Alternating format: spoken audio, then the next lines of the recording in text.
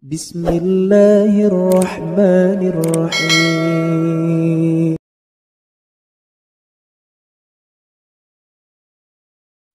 Ketika saya mengkaji atau mempelajari Islamologi, tujuannya adalah penyajian tersebut untuk menyimpulkan bahwa ternyata yang terbaik adalah Katolik.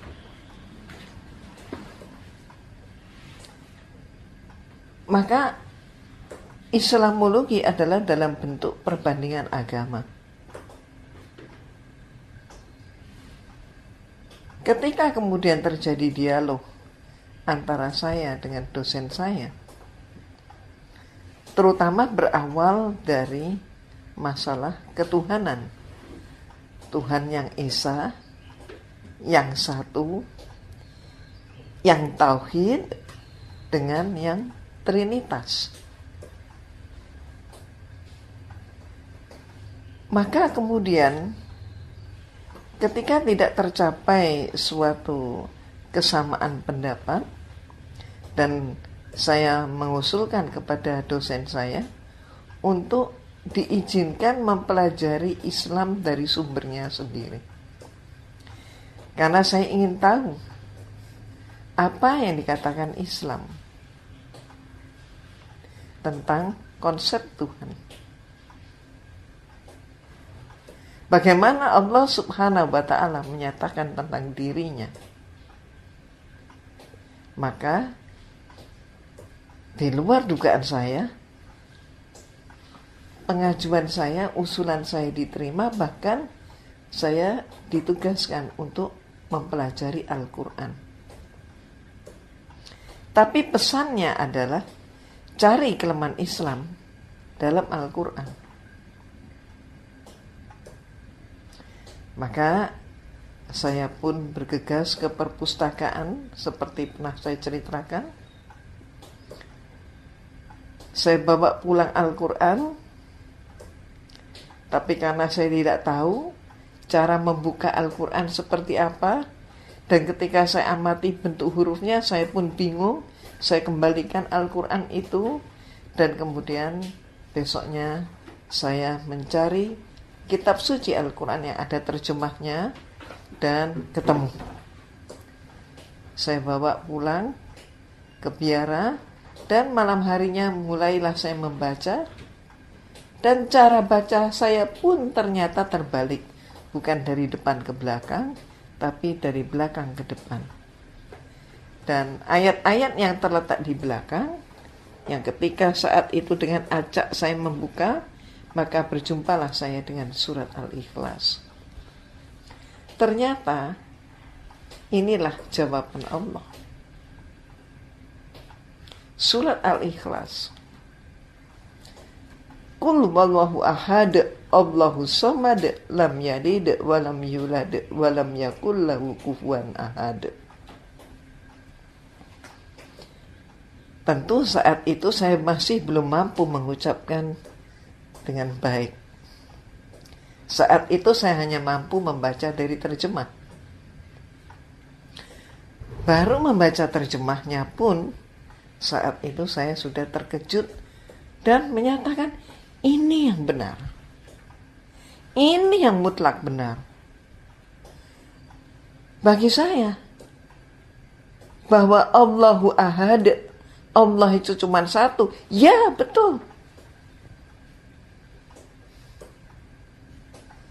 Allah itu yang maha pemurah, maha pengasih, maha penyayang, maha pengampun, dan seterusnya. Nggak mungkin kalau dua. Pencipta itu satu. Kalau ada dua, berarti itu ciptaan. Ada tiga dan seterusnya, itu pasti ciptaan. Bahwa Allah itu tempat bergantung semua makhluk. Benar sekali.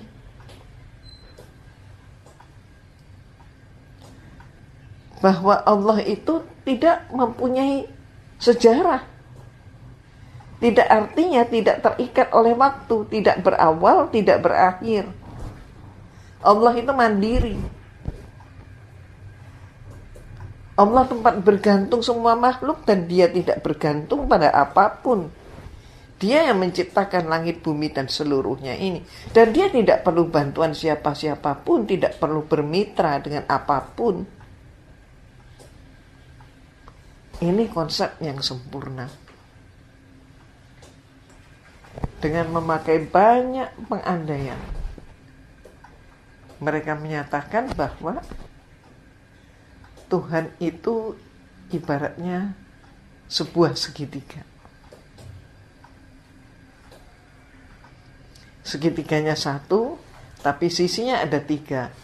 Maka Tuhan itu satu, tapi pribadi Tuhan ada tiga, yaitu Tuhan Bapa, Tuhan Putra, dan Tuhan Roh Kudus. Maka saya jawab, bagaimana kalau kemudian dengan kemajuan ilmu pengetahuan dan teknologi, kemudian kita lihat saja segi empat. Segi empat berarti, mohon maaf, sudutnya ada empat, sisinya ada empat. Apakah boleh disimpulkan bahwa Tuhan itu empat pribadi? Berarti ada penambahan. Oh, nggak boleh jawabnya. Kenapa tidak boleh? Ini dogma. Itu jawabnya. Nah, mohon maaf, kadang juga ada yang mengandaikan Tuhan itu diumpamakan seperti telur. Telur itu ada kulitnya, ada putihnya, ada kuningnya. Jadi telur itu pasti 3 unsur. Maka kalau sampai 2 saja nggak mungkin, 1 saja nggak mungkin menjadi telur. Jadi telur itu pasti ada kulit, ada putihnya, ada kuningnya. Maka saya menyatakan juga jawaban saya kepada dosen saya, Pater, telur itu mengalami penyusutan. Apakah mungkin Tuhan itu juga susut kalau diumpamakan seperti telur? Tidak mungkin.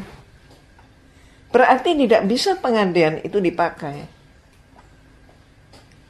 Ada lagi yang mengatakan seperti rokok. Rokok itu ada filternya, kemudian ada cengkehnya, ada tembakaunya. 3 unsur katanya. Saya katakan, rokok cerutu ternyata hanya bungkusnya dan kemudian hanya dengan tembakaunya. Dan macam-macam. Ternyata tidak pas juga pengandaian itu. Maka semakinlah saya kokoh dengan pendapat saya bahwa Al-Quran adalah kalam Allah.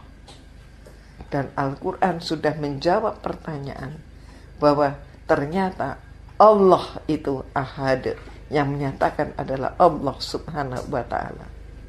Allah menyatakan dirinya bahwa dia adalah ahad. Dia adalah satu-satunya pengelola langit dan bumi, pencipta langit dan bumi, pengurus langit dan bumi, dan semua yang menghidupkan maupun yang mematikan. Intinya, dosen saya ingin menyimpulkan bahwa Kristen, khususnya Katolik, adalah yang terbenar. Tapi ternyata hasilnya saya justru meragukan. Dan saya mendapatkan bahwa ternyata konsep tauhid, konsep Tuhan, konsep tauhid di dalam Islam itulah yang benar. Allahu Akbar.